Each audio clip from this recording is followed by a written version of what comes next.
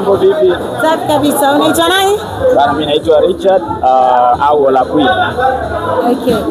Uko hapa ulikuwa ni fan wa nani? Ni shabiki wa nani? Game ilikuwa inaendelea, ilikuwa ni game ya Pikoti ambaye ni Mzambia na game ya Ghost Safe ambaye ni Tanzania. Obviously mimi nilikuwa namshabikia mchezaji wa nyumbani. Alikuwa ni Ghost.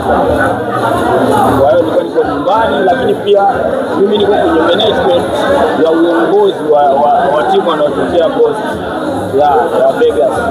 Umeonaje mchezo leo? Kwa kweli mchezo ni mzuri, ulikuwa una pressure za hapa na hapa kwa sababu ilikuwa ni game ya marudio. Kwa hiyo tulikuwa tunategemea kuwe na mabadiliko kwa mtu ambaye alipoteza game ya kwanza, Pikoti alipoteza game.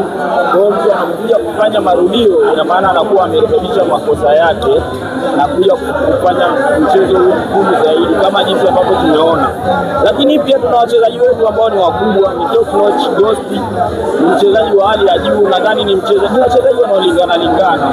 Kwa hiyo na yeye alijaribu kurekebisha vile ambavyo alikuwa, japokuwa alishinda game ya kwanza, lakini alijaribu kumaintain ile muscles yake ya kuweza kushinda na game ya pili ambayo ni ndio.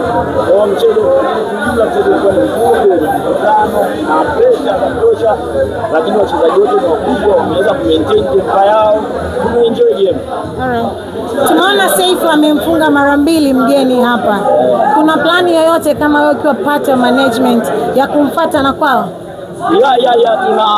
Tuna ratiba ambayo tuko ukingoni kuikamilisha ya kuhakikisha wachezaji wetu wanapata fursa sasa ya kucheza game za nje.